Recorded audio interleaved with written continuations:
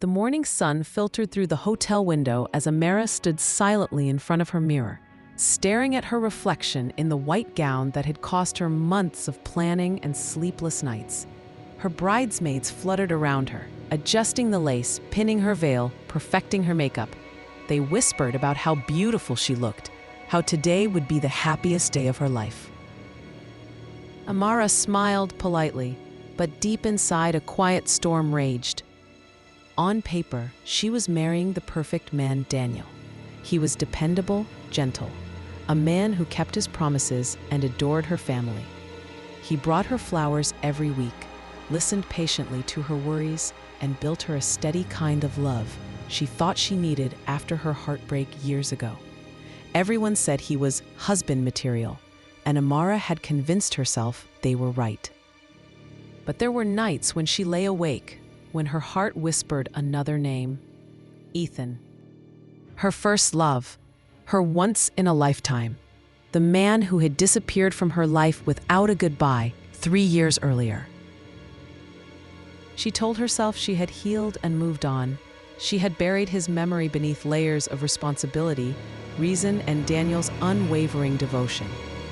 But today, as she prepared to marry Daniel, a part of her heart still felt unfinished. The ceremony was breathtaking. Roses lined the aisle. A string quartet played softly as she walked toward Daniel, who waited at the altar with eyes filled with admiration.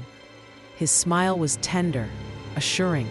He was steady, safe, and everything her parents wanted for her.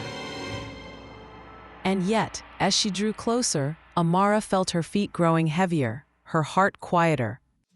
The officiant began. "We are gathered here today." Amara's palms were clammy inside Daniel's. She forced a smile as the words of vows echoed in the air. Then, suddenly, the heavy church doors creaked open. Every head turned, gasps rippled through the crowd. There, standing in the doorway, was Ethan. He looked different, older, tired, but those storm-gray eyes she had once drowned in were the same. His chest rose and fell heavily, as though it had taken every ounce of courage to walk in. Amara's bouquet trembled in her hands. Daniel's hand tightened on hers, protective, uncertain. Ethan's voice rang out, shaky but firm. "Amara, please, don't marry him until you know the truth." The entire church froze. The officiant stuttered, unsure. Daniel's family frowned. Amara's mother gasped in outrage. But Ethan, unbothered by the stares, walked down the aisle slowly, each step weighted with desperation. "I know I don't deserve to be here," he began, his eyes locked on Amara's tearful ones. "But you deserve a truth I should have given you years ago." Amara's throat was dry.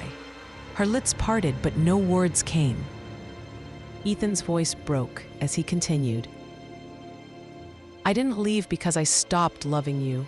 I left because the doctors told me I might not survive. My heart was failing. I had a condition that could take me at any moment. And I couldn't bear the thought of you watching me waste away. I thought leaving you would set you free." His words hit her like waves. She remembered that night, the unanswered calls, the silence, the endless questions. She thought he had chosen someone else, thought she wasn't enough. But now, standing before her, he was confessing the truth she had begged the universe for all those lonely nights. "I was wrong," Ethan whispered, tears falling freely. "Leaving you broke me in ways I can't explain. And every day since, I have lived with the regret. I came here today, not to destroy your happiness, but because I couldn't let you marry without knowing. I never stopped loving you, not for a second." Amara's knees weakened. Her bridesmaids reached out, steadying her. Tears blurred her vision. Daniel, standing silently beside her, looked at Ethan, then at Amara. Pain flickered across his face, but his voice was calm when he spoke. "Amara," he said softly, "if your heart is still with him, you don't have to stay." The kindness in Daniel's eyes broke her even more. Here was a good man, a man who truly loved her, willing to let her go if it meant she'd be happy. The church was silent, waiting. Amara's breath hitched. She looked at Daniel, who was safe, kind, and steady. Then at Ethan, messy, broken, but still the one who set her soul on fire. Her heart made the choice her mind had tried to deny for years. She whispered, voice trembling, "I'm sorry, Daniel." Gasps filled the church as she turned toward Ethan, tears streaming. He held out his hand, shaking. "I don't deserve you, but if you let me, I'll spend the rest of my life proving I'll never run again." Amara placed her hand in his, sobbing, "Don't ever leave me again." He pulled her into his arms, holding her as though she were his lifeline. The guests watched in silence, some shocked, some crying. Daniel stepped back with dignity, pain etched on his face, but also understanding. Amara didn't walk down the aisle that day as Daniel's wife. She walked out of the church hand in hand with Ethan, her heart finally at peace, though the journey ahead was uncertain.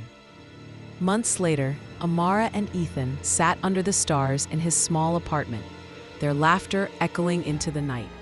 His health was improving with treatment, and though the road wasn't easy, their love was stronger than ever. Amara often thought about that day, the day she almost chose comfort over love, security over passion. She realized now that Daniel hadn't been the wrong man because he wasn't good. He was good in every way, but her heart had never fully belonged to him. It had always been Ethan's. And sometimes life gives you a second chance at the love you thought was lost forever. Amara almost married the wrong person, but in the end, she found her way back to the only one who ever truly made her whole. Don't forget to subscribe for more deeply touching love stories that will make your heart flutter.